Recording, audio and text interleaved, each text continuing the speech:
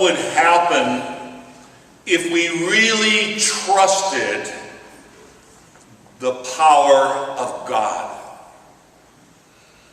What would happen if we really trusted the power of God?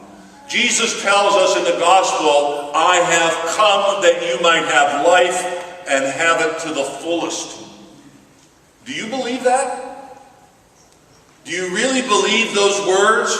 I have come to bring you life so that you may have it to the fullest. What more could we ask of our God?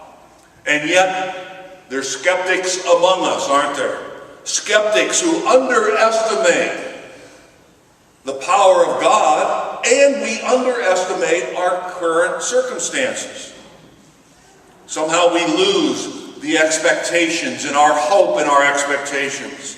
Sometimes it's really difficult to trust God's ability to act in our lives.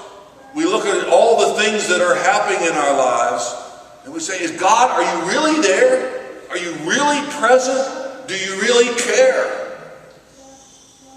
And so we live life small. This just isn't enough. This absolutely isn't enough. Whether it's 2 fish or 5 loaves of bread, this place in my life, this job, this relationship, this marriage, this church, just isn't enough. And so we base our lives on survival. We base our lives saying, I really don't expect much out of life. And sometimes I just feel absolutely overwhelmed, and I give up all my hopes and all my dreams. We share a lot with Philip and Andrew, don't we? A lot with Philip and Andrew. But Lord, it just isn't enough to satisfy us. We can't see beyond the 5 loaves and the 2 fish or the 6 months' wage. We don't have enough, so send them away. It's not our responsibility. It's not enough. It's impossible. Mumble, mumble, grumble, grumble. Always living on the edge of what God has to offer us. The gospel today isn't about sharing the little that we have. The gospel is about being able to see what happens in our lives when God's power is at work. What would happen this week if we put the Jesus factor to work? Now, what's the Jesus factor? Counting on His presence and His power in every moment of our life this week. Every circumstance, every instance, every difficulty, every problem, every good thing. Absolutely trusting in that power of God.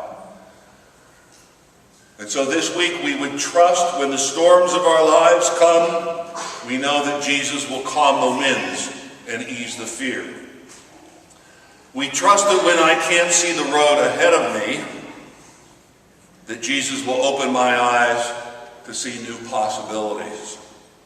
I will trust that when I feel overwhelmed by failure, weakness, sin, that somehow Jesus still looks at me, still looks at each and every one of us, and says over and over, your sins are forgiven.